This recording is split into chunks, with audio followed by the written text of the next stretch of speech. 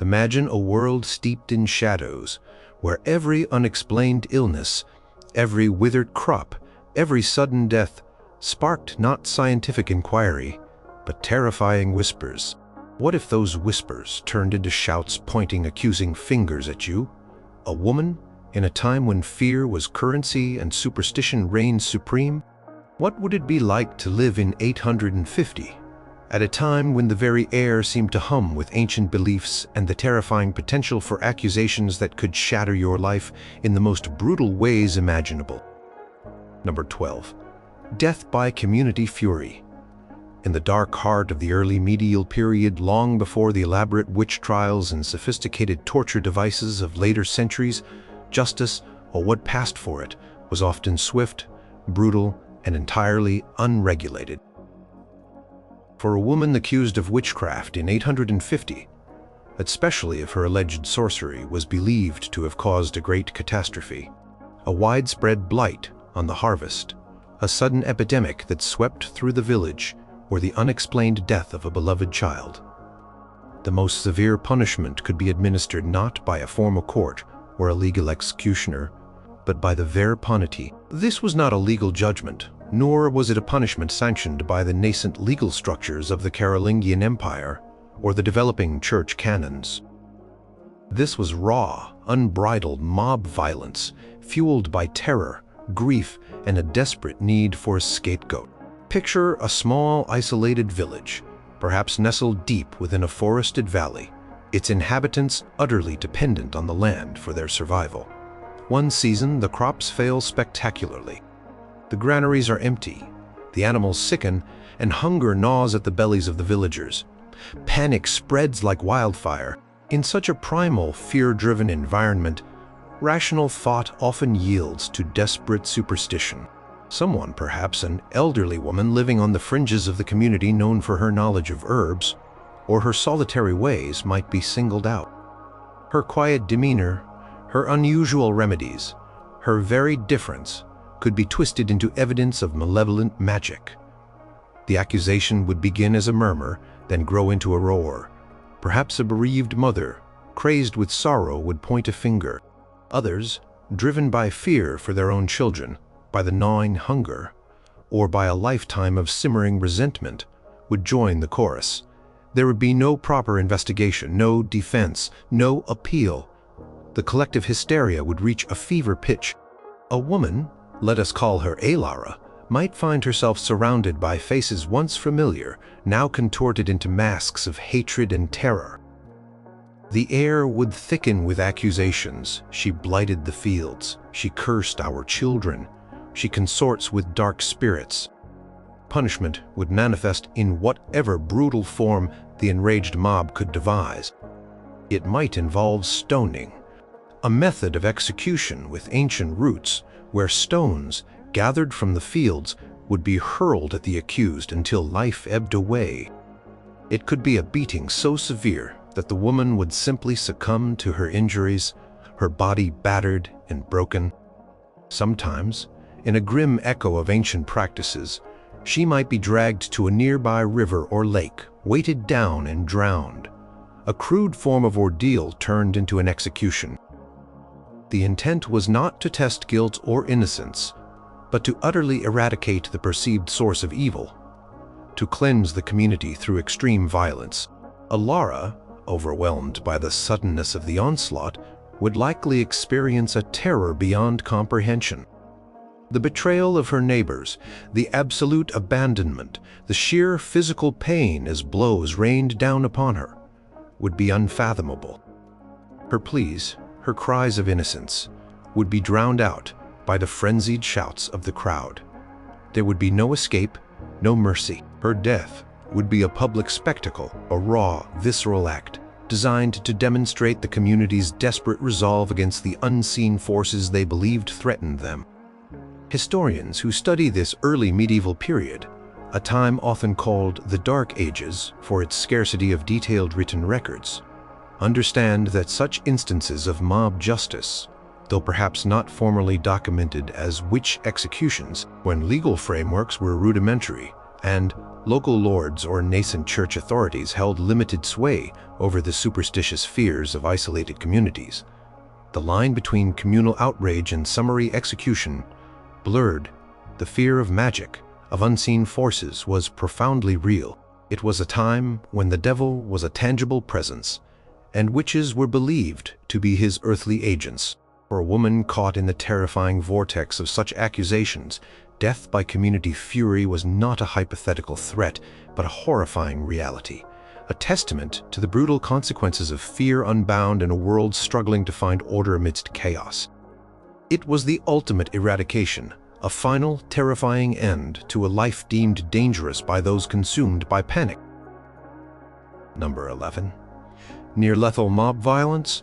While the previous punishment spoke of the ultimate end, death by community fury, the truth is that not every outburst of accusation and fear resulted in a complete, immediate fatality.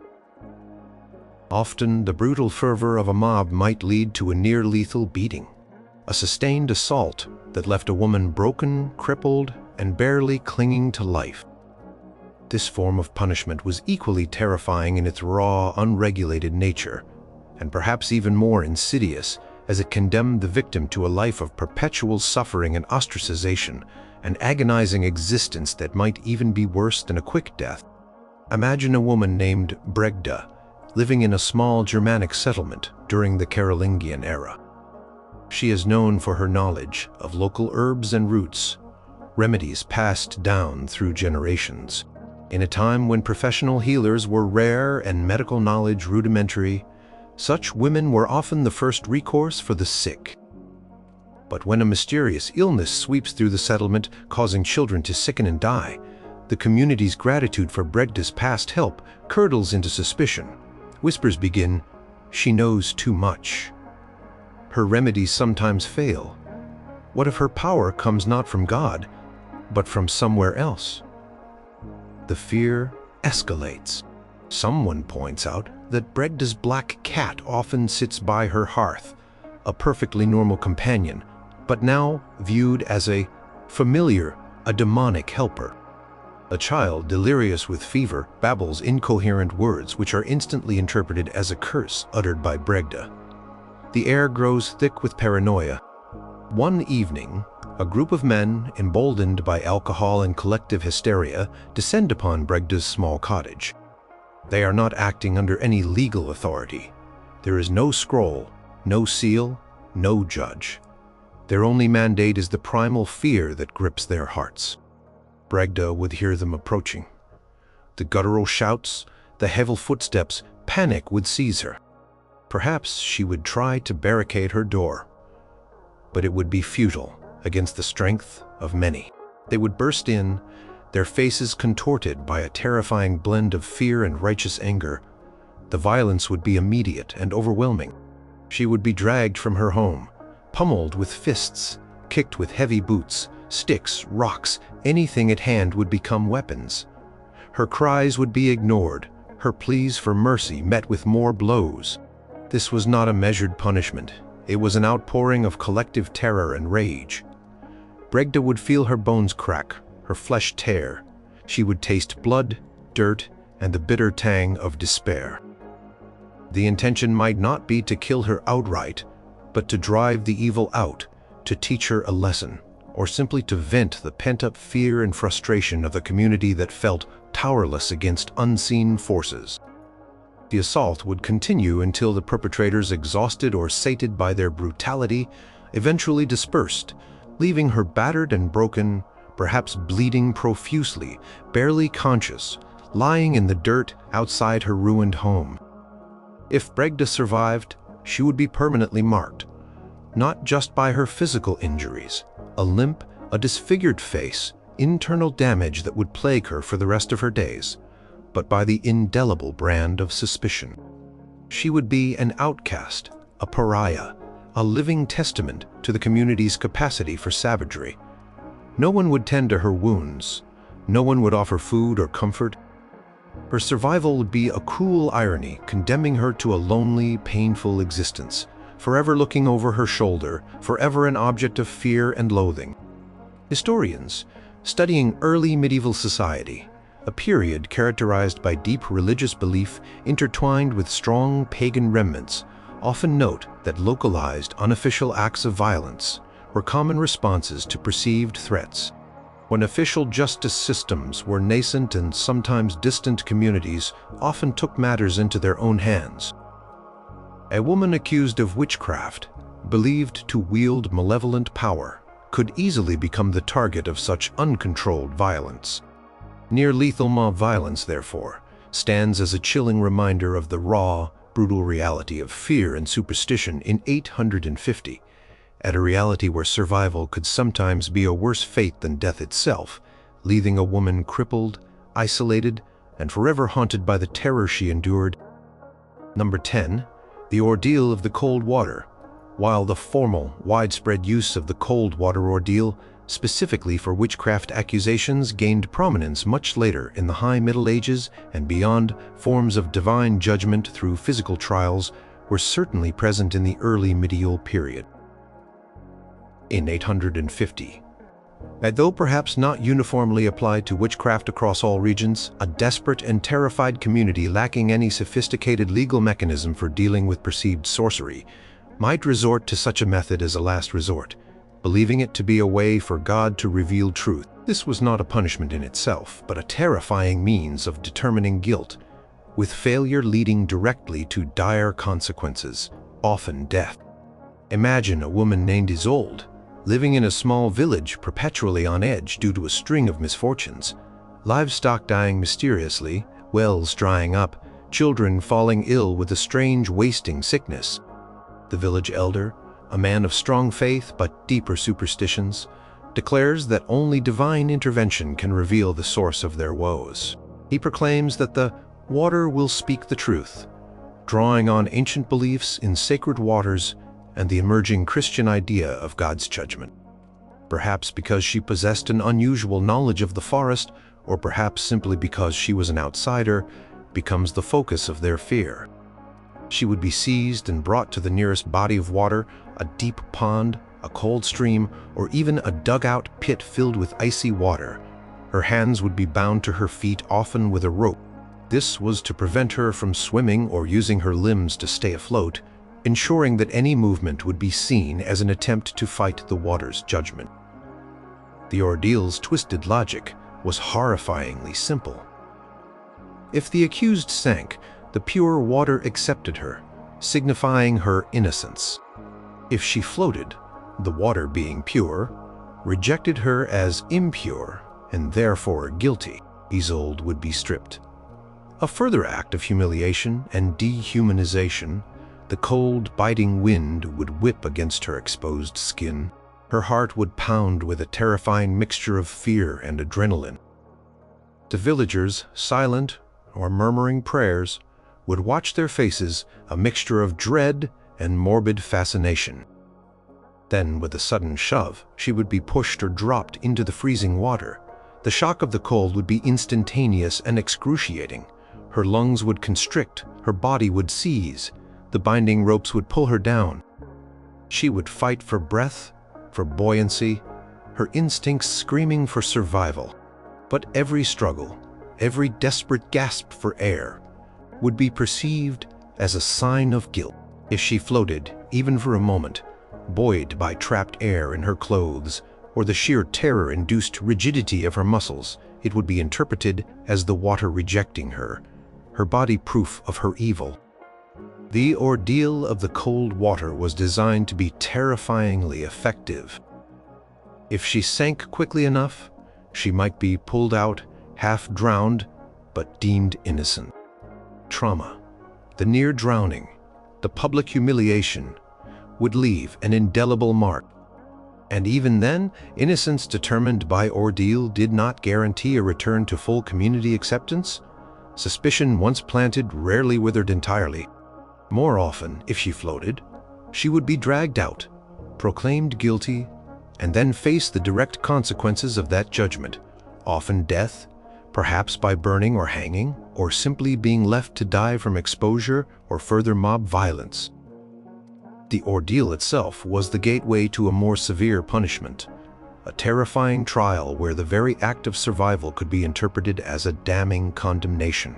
The dread leading up to it, the icy terror of the plunge, the struggle against inevitable fate, and the knowledge that every instinct for life was actually condemning her, made it one of the most psychologically and physically harrowing experiences imaginable for a woman accused of witchcraft in this brutal age. Historians note that while later witch trials formalized such ordeals, the underlying belief in divine judgment through physical tests was deeply ingrained in early medieval thinking, making such harrowing spectacles entirely plausible in desperate superstitious communities. Number 9. Forced labor and servitude. In a society where survival often depended on physical strength and collective effort, being condemned to forced labor or servitude for an accusation of witchcraft was a severe punishment, stripping a woman of her freedom, dignity, and any hope of a self-determined life. This wasn't necessarily a formal sentence handed down by a king's court, but rather a more localized form of exploitation, a way for powerful individuals or the community itself to derive benefit from someone deemed a pariah.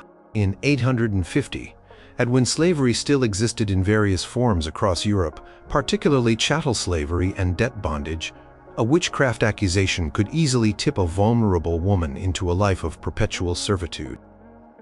She might be a widow, perhaps, without male relatives to protect her, making her an easy target for suspicion.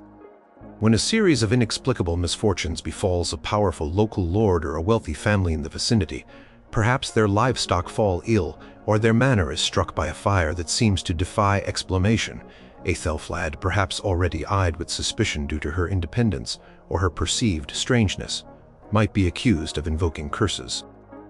Instead of execution, the lord, seeing an opportunity, might decide to punish her by confiscating her meager property and forcing her into his service. A Thelflad would be stripped of her autonomy, her days would become an unending cycle of backbreaking toil. She might be forced to work in the Lord's fields from dawn until dusk, sowing and harvesting crops in all weather, her hands raw and bleeding. Or she might be relegated to the most arduous and demeaning tasks within the manor, hauling water, scrubbing floors, tending to the latrines, or working in the kitchens, tending fires and preparing food under constant threat and scrutiny.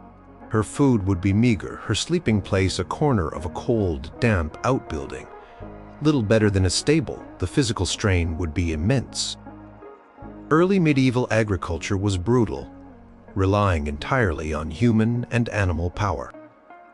Forced labor meant working beyond endurance, often with inadequate rest and nourishment, but the psychological toll would be equally devastating.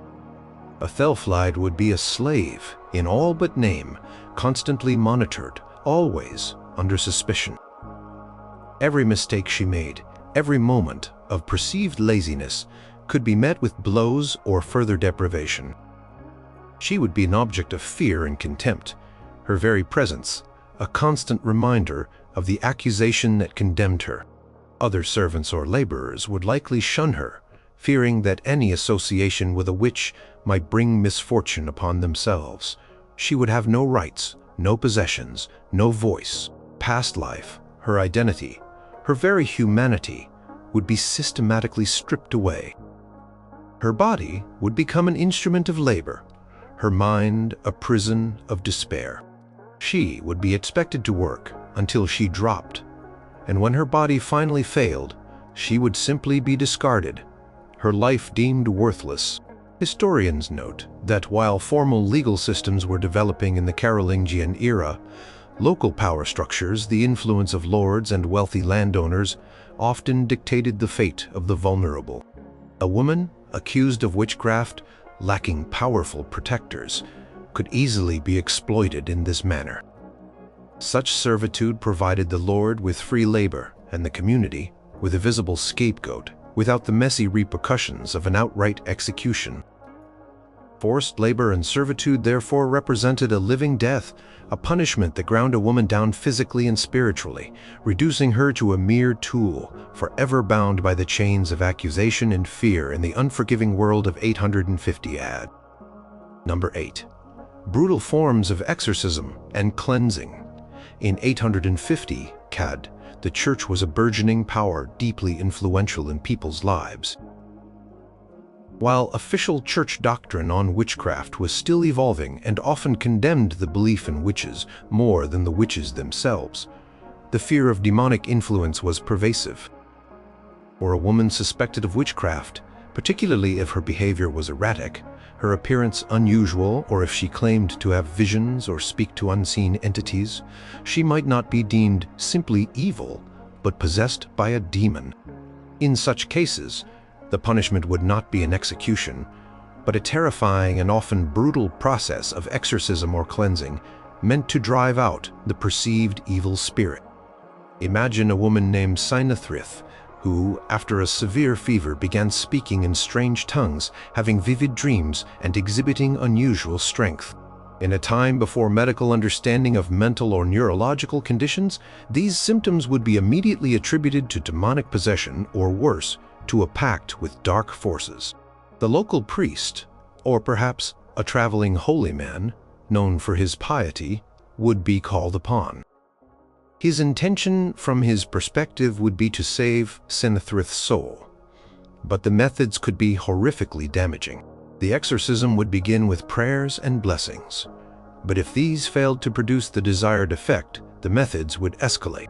Sinathrith might be restrained, often tightly, to prevent her from harming herself or others, or from resisting the cleansing. Her struggling, her cries of pain or confusion, would be interpreted as the demon's resistance, reinforcing the need for more extreme measures. Holy water, though seemingly innocuous, could be applied with force, splashed repeatedly into her face, forced into her mouth. Incense, burning fiercely, might be held close to her nostrils, inducing coughing and discomfort.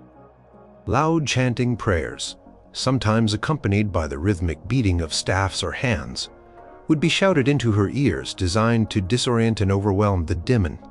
But the true brutality would often come from physical applications. Fasting, sometimes for days, would be imposed to weaken the body, and thus it was believed the demon, sleep deprivation, would also be employed, further disorienting the accused.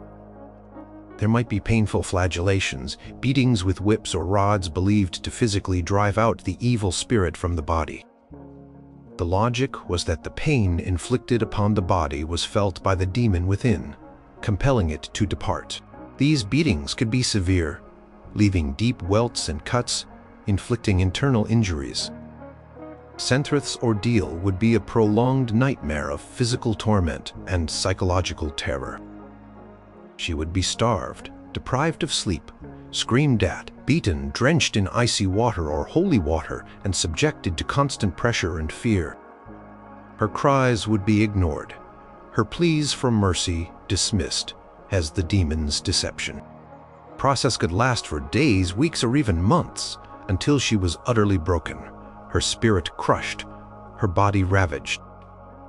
If she survived, she would likely be left with severe physical disabilities, profound psychological trauma, and a pervasive fear that would haunt her every waking moment.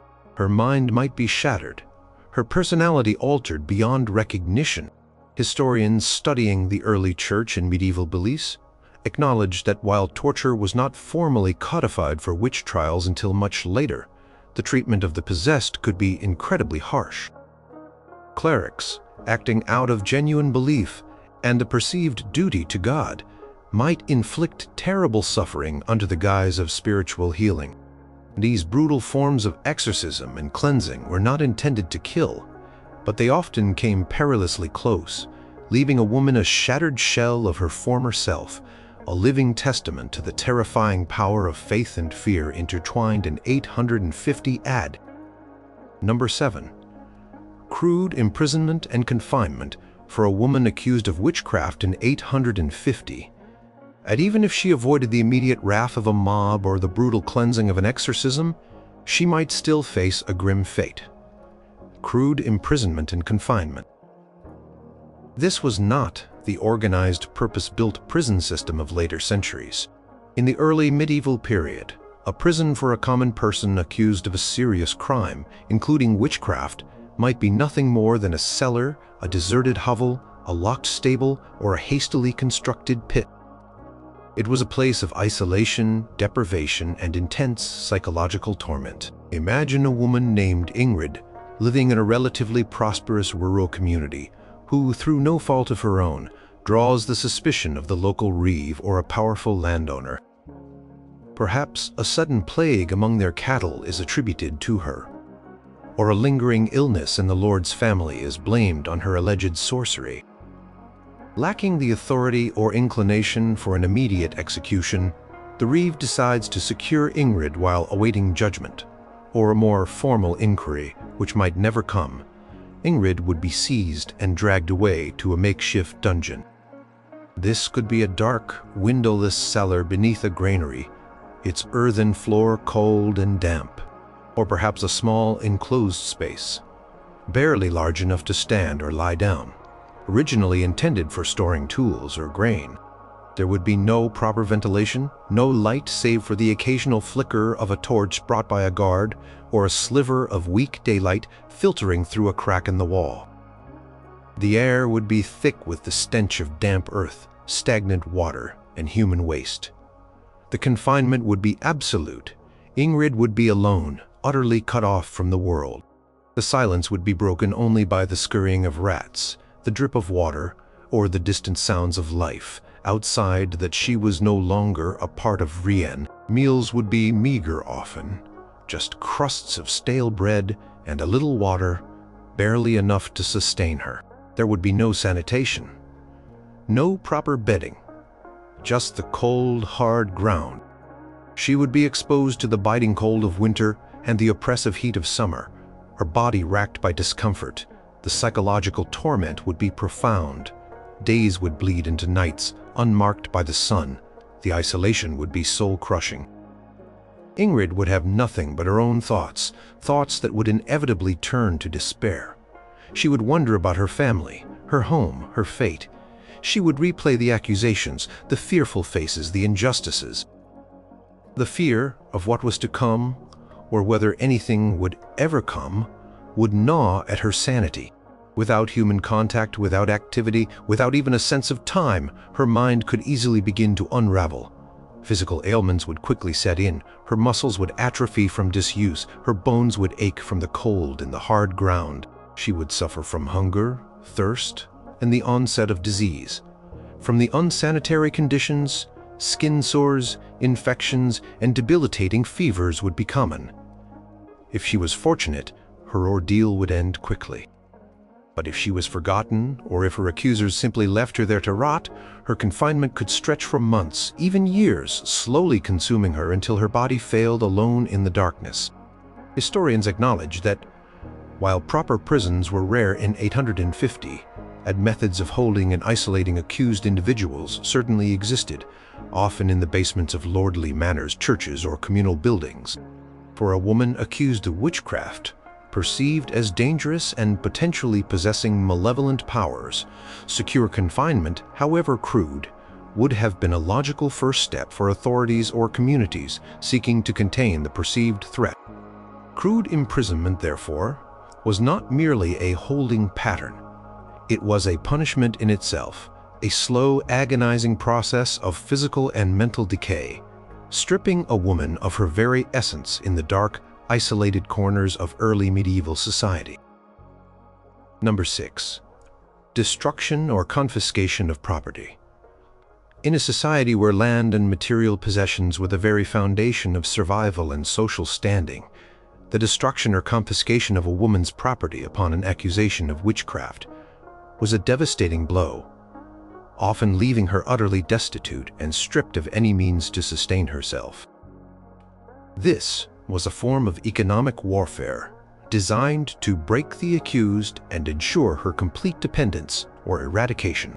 Unlike mob violence, this act often had a semblance of legitimacy, carried out by a local lord, a reeve, or community elders, even if not sanctioned by broader legal codes for witchcraft specifically. Consider a woman named Hild, a peasant farmer, who might have inherited a small plot of land and a humble cottage from her parents, or a deceased husband. She might possess a few livestock, a cow, some chickens, and her small hoard of woven goods, tools, and stored grain represent her entire wealth, her security against starvation. When an accusation of witchcraft is leveled against her, perhaps because her cow gives more milk than others, or because her children are unusually healthy, her modest prosperity can be twisted into evidence of unnatural dealings. The act of confiscation would be swift and brutal. Perhaps the local lord, always looking to expand his domain or increase his wealth, would declare her property forfeit. Or the community, fearing contagion from her supposed evil, might take it upon themselves to purify the village by stripping her of all she owns. Men would arrive at her home, not to seize her, but to seize her life's work. Hild would stand by helpless as her precious few possessions were systematically removed. Her loom, her spinning wheel, the tools she used to maintain, her small farm, all taken. Her meager store of grain, her only provision for the winter, would be emptied. Her livestock, her most valuable assets, would be driven away. Her cottage, her sanctuary, might be ransacked, its contents destroyed, or simply abandoned to rot. Sometimes, to make a grim point, the cottage itself might be burned to the ground, a pyre consuming her past, her present, and any hope for a future. This act of destruction and confiscation would leave Hild with absolutely nothing. Her home, her source of livelihood, her identity as a landholder or a productive member of society would be obliterated. She would be homeless, without food, without shelter, without any means to earn a living. In an agrarian society, losing access to land and resources was akin to a death sentence.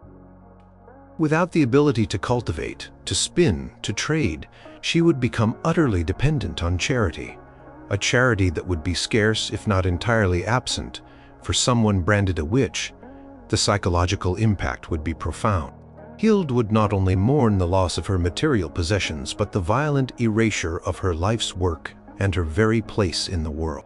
She would be a ghost living in the shadow of what she once had, forever marked by the devastating act of her property being stripped away. She would have to beg or resort to desperate measures to survive, further cementing her outcast status in the eyes of the community. Historians studying early medieval law and society recognize that while specific laws for witchcraft forfeiture were not yet widespread, general principles of property confiscation for serious crimes, particularly those seen as an offense against the community or a lord, certainly existed. For a woman accused of witchcraft, whose perceived crime threatened the very fabric of society and its well-being, the destruction or confiscation of her property was a practical and devastating way to render her powerless, to ensure she could no longer harm the community, and to effectively condemn her to a life of utter destitution and vulnerability. Number 5. Community-sanctioned beatings and assault. Beyond the uncontrolled fury of a mob that might lead to death or near lethal injury, there was a more insidious, often sanctioned form of violence. For women accused of witchcraft in 850 AD, community-sanctioned beatings and assaults. These were not random acts of mob violence, but rather punitive measures, sometimes even viewed as a corrective or a warning, carried out by village elders, local leaders, or even a fearful husband or father believing they were acting for the good of the community or the soul of the accused. Imagine a woman named Gisela. She might be accused of minor acts of maleficium. Perhaps her neighbor's cow suddenly went dry after an argument, or a child fell ill after Gisela merely looked at them. The accusations might not be grave enough for execution, but they are enough to stir deep-seated fear and resentment within the community. The local headman, or a group of respected elders, seeing the growing anxiety and wanting to do something, decides on a public beating. This isn't formal law, but rather a community's crude attempt at justice and deterrence. Gisela would be brought before the gathered villagers, perhaps in the center of the settlement, The shame would be immediate and overwhelming. Her accusations would be recited, her perceived offenses listed for all to hear. The air would be thick with tension, with the hushed whispers of her neighbors, the stern gazes of the elders, and the fearful, often eager expressions of others. Then the beating would begin. It might be carried out with sticks, whips, or even bare hands. The blows would be painful, meant to inflict suffering and serve as a harsh lesson. Gisela would feel every strike, the sting of the lash, the blunt impact of a stick against her flesh. Her cries of pain would be met with silence, or perhaps even angry shouts to "stop resisting" or "confess your wickedness." The number of blows might be predetermined by the elders, or it might continue until the perpetrators felt their justice had been adequately served. This form of assault, while perhaps not always intended to be lethal, was incredibly brutal.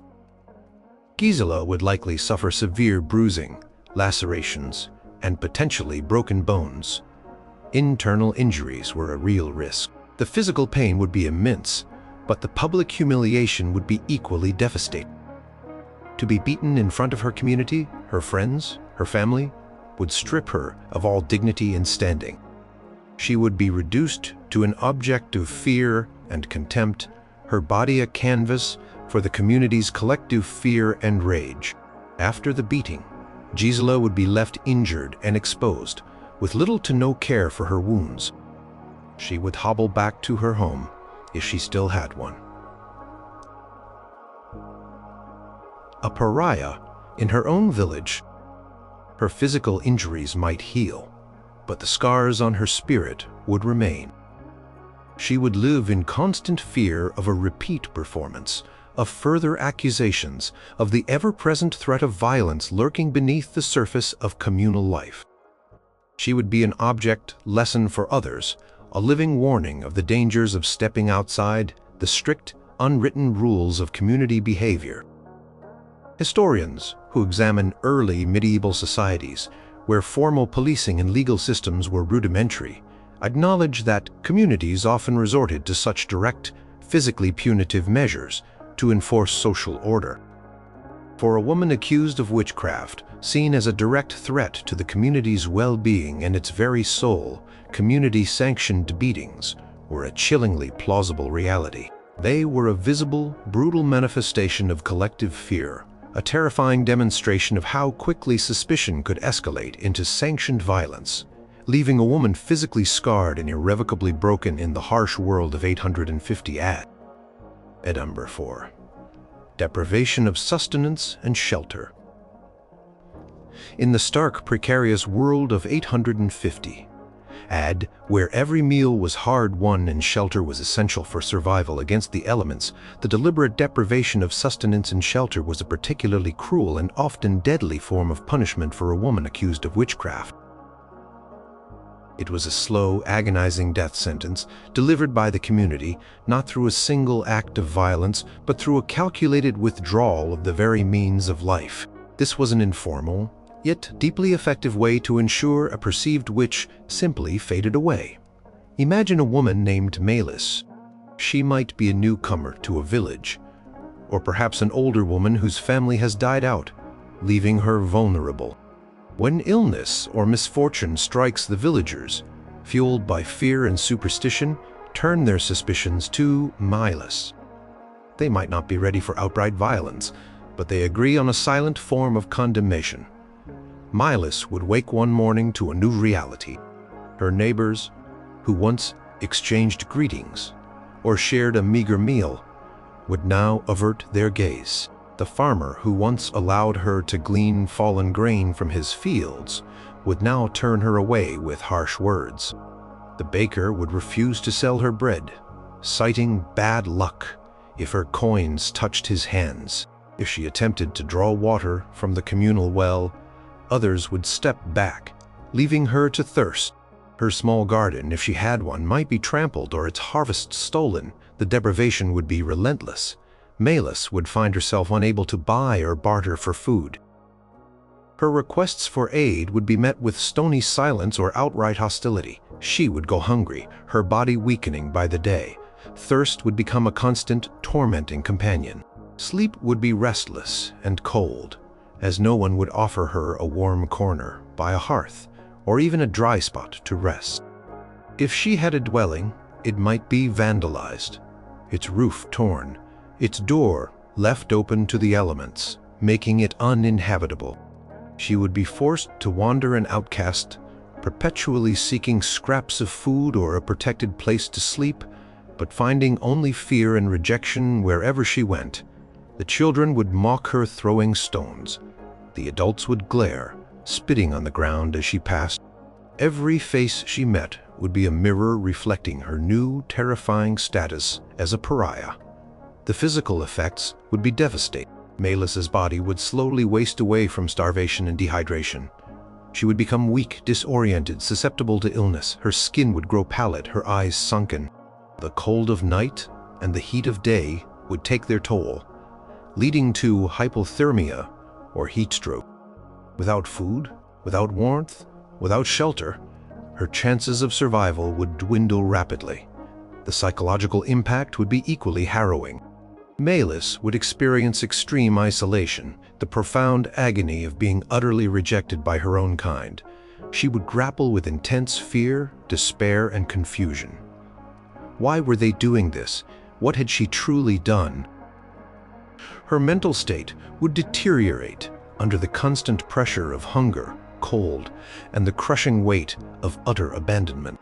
Historians note that in early medieval agrarian societies, where communities were close-knit and survival depended on cooperation, being cast out and deprived of basic necessities was often a slower, more agonizing but equally effective form of death sentence. The belief in witches, seen as polluters of the community, justified such extreme measures in the eyes of fearful villagers. The deprivation of sustenance and shelter was a silent killer, a chilling testament to the power of collective fear and the brutal consequences of being branded an outcast in the unforgiving world of 850 and leaving a woman to slowly and agonizingly starve or freeze to death. Number 3. Forced banishment and exile. In a world where safety and survival were almost entirely dependent on one's connection to a community, forced banishment and exile for a woman accused of witchcraft in 850 AD was tantamount to a death sentence. It was a punishment that, while seemingly less violent than a beating or an execution, ensured a slow, agonizing demise through exposure, starvation, or vulnerability to the myriad dangers of the untamed wilderness. It was a way for a community to rid itself of a perceived threat without directly shedding blood, appealing to a crude sense of justice and self-preservation. Imagine a woman named Rowena, who lived in a small, isolated hamlet on the edge of a vast, dark forest. Perhaps she was suspected of causing the loss of livestock or a string of illnesses that plagued the children. The local elders, unwilling to invite the wrath of a distant lord by executing her without clear proof or simply too afraid of her perceived powers to kill her outright, would choose banishment. This decision would be delivered with grim ceremony, making it clear that she was no longer welcome, no longer protected. Rowena would be publicly informed of her fate. She would be told to gather her meager belongings, or perhaps nothing at all, and then, under the watchful, fearful eyes of the villagers, she would be escorted to the boundaries of the settlement. There, a line would be drawn, a boundary she was forbidden to cross again. The message would be stark. If she returned, the consequences would be severe, likely death. The immediate reality for Rowena would be terrifying. She would be thrust into an unknown world alone. The early medieval landscape was wild and unforgiving. Vast forests, treacherous swamps, and barren plains stretched for miles between settlements. These lands were home to wolves, bears, and other dangerous creatures. There were no roads as we know them, only rough tracks, if any. Her meager supplies would quickly dwindle. She would have to forage for food, always on the lookout for fresh water, and search desperately for shelter from the elements. Cold of night, the biting winds, the relentless rain or snow would gnaw at her. Hunger would become a constant tormenting companion, weakening her with each passing day. Every rustle in the undergrowth, every distant howl would fill her with terror. She would be utterly alone, facing the vast indifference of nature with no one to turn to, no one to offer aid or comfort. The psychological toll would be immense. Rowena would be haunted by the loss of her home, her community, her very identity. The injustice of her banishment, the knowledge that she was condemned for something she did not do, would weigh heavily on her. Despair would creep in, slowly eroding her will to survive. She would be haunted by the faces of those who banished her, the fear in their eyes that turned into hatred. Forced banishment was not merely a relocation. It was a slow, drawn-out execution. Very few could survive for long in the untamed wilderness without the support of a community. Rowena would either succumb to starvation, exposure, wild animals, or perhaps encounter bandits or rival communities who would offer no quarter to a lone, vulnerable woman. Her fate, though not sealed by a noose or a pyre, was just as certain, a lingering death in the vast, indifferent landscape beyond the village gates. Historians of this era, while often focused on powerful rulers and the nascent church, recognize that community-level actions and localized punishments were commonplace. Banishment was a practical solution for communities that wanted to cleanse themselves of a perceived threat without resorting to methods that might draw the attention of distant authorities or violate emerging Christian tenets against unjust killing. Forced banishment and exile, therefore, stands as a chilling testament to the brutal, yet often indirect methods employed against women accused of witchcraft in the terrifyingly isolated and superstitious world of 850 AD. Number 2. Public humiliation and branding. Figurative.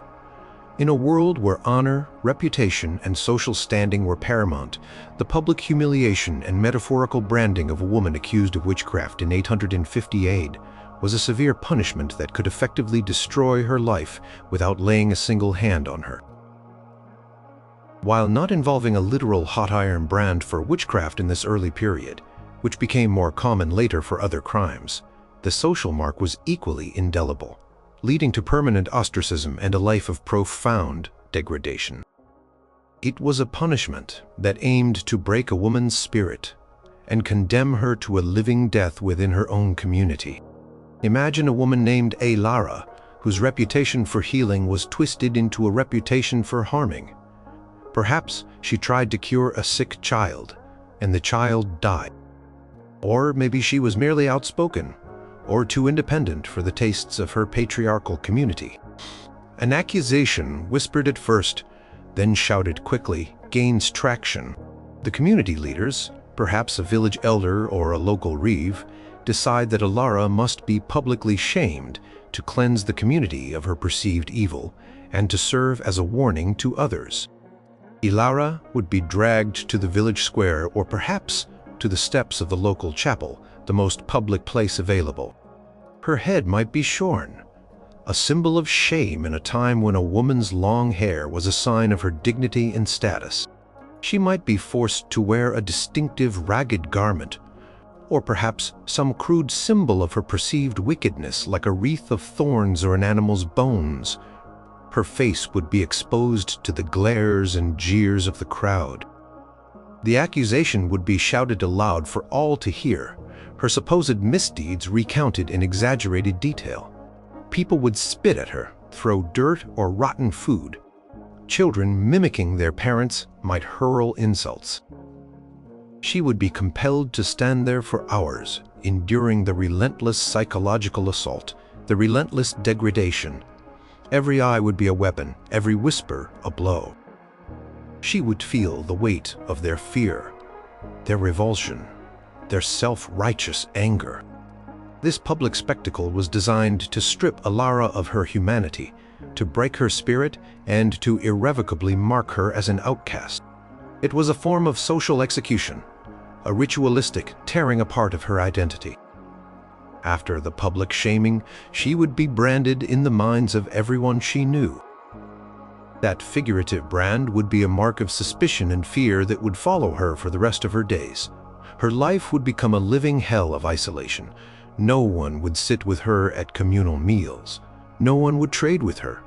Her requests for help would be met with cold stares. If she tried to attend church, she would be shunned, perhaps even physically barred from entering. Children would be warned to stay away from her, lest they fall under her spell. She would be a permanent pariah. Her presence, a constant source of discomfort and fear for others. The psychological impact would be devastating.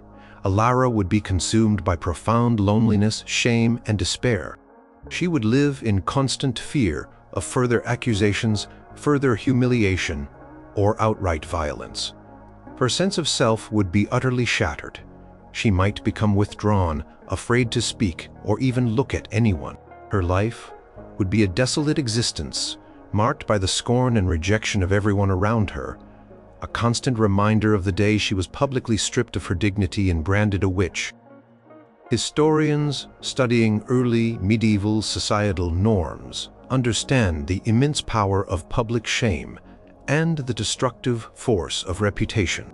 In communities bound by tradition and social order, to be publicly condemned and ostracized was often a fate worse than death, as it condemned a woman to a life of utter solitude and despair. Public humiliation and branding, therefore, was a pervasive and incredibly severe punishment, ensuring that a woman accused of witchcraft in 850 AD would live out her days as a broken, isolated shadow in the unforgiving world of her former community. Number 1. Complete social ostracism and shunning. Of all the severe punishments a woman accused of witchcraft could face in 850 AD, most pervasive, enduring, and psychologically devastating was complete social ostracism.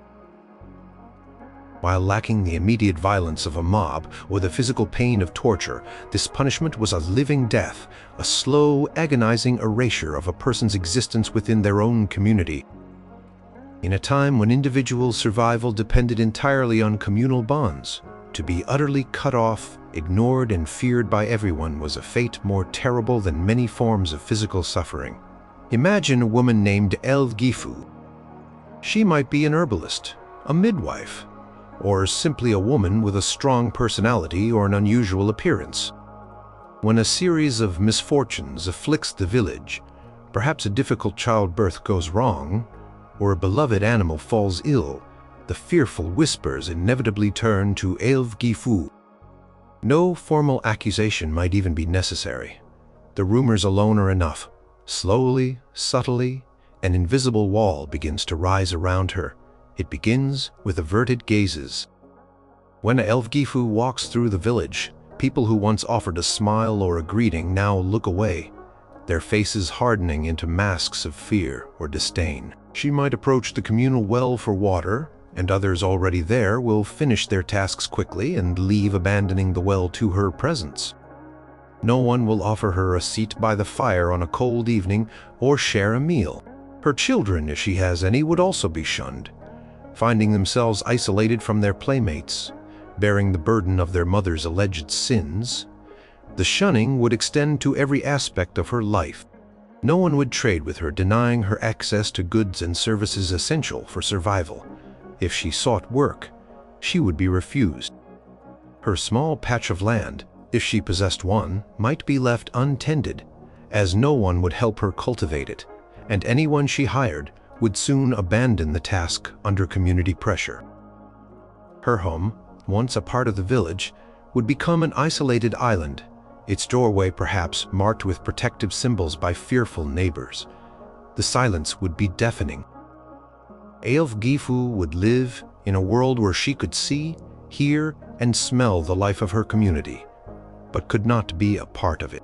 Her words would be unheard, her pleas ignored, her very presence treated as an anathema. She would become a ghost among the living, constantly surrounded by people yet utterly alone. The psychological toll of complete social ostracism is immense. Gifu would experience profound loneliness and despair. The constant rejection, the knowledge that she was feared and reviled, would eat away at her self-worth. She would live in perpetual anxiety, wondering when the silent shunning might escalate into overt violence. Her mental health would deteriorate under the crushing weight of isolation and the profound sense of injustice. Her identity would be stripped away, leaving her an empty shell. Physically, too, the shunning would take its toll. Without access to trade or communal support, she would suffer from hunger, thirst, and exposure. Illness, when it came, would be met with indifference. No one would tend to her. No one would bring her remedies.